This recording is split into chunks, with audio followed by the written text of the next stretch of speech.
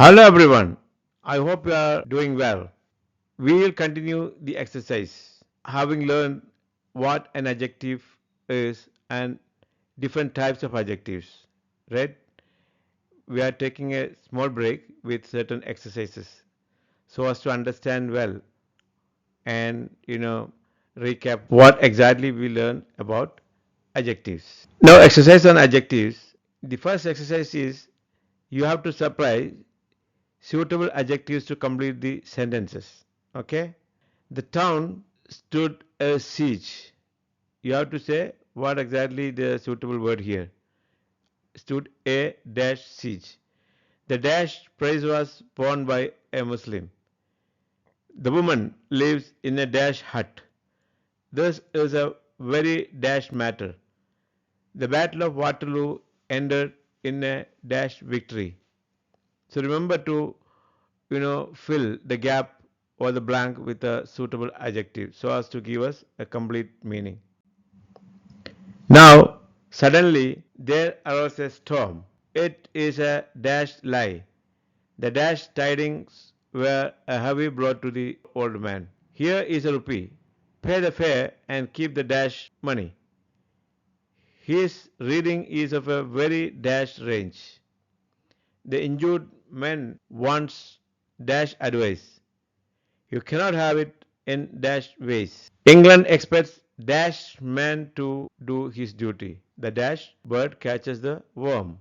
Have you got any dash reason to give? Dash anxiety has undermined his health.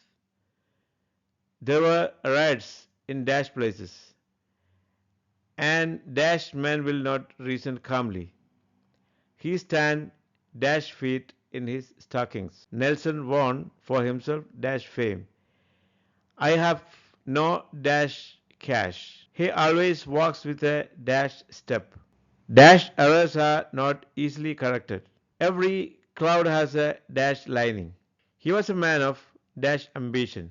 He was listened to in dash silence. I hope you are enjoying these exercises. Please try to find suitable adjectives for the nouns so that you will get how now an adjective is working and how an adjective is helping a noun to give complete meaning. Okay. Please write your comments, subscribe to our channel and activate notification bell to receive more lessons in English grammar series.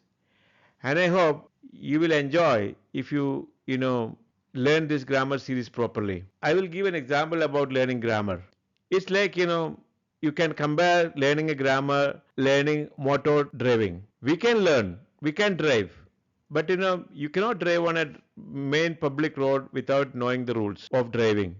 So what happens is we learn the driving properly. We learn everything, all the rules and regulations, and plus how to change the gears.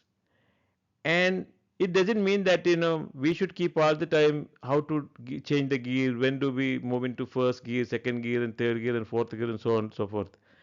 But we will have an idea, and automatically, for example, when it reaches a vehicle reaches a signal, we stop it. Automatically, it happens. It's not that we will plan all the moments on the road when we will apply brake, when we will apply gear stop in the signals.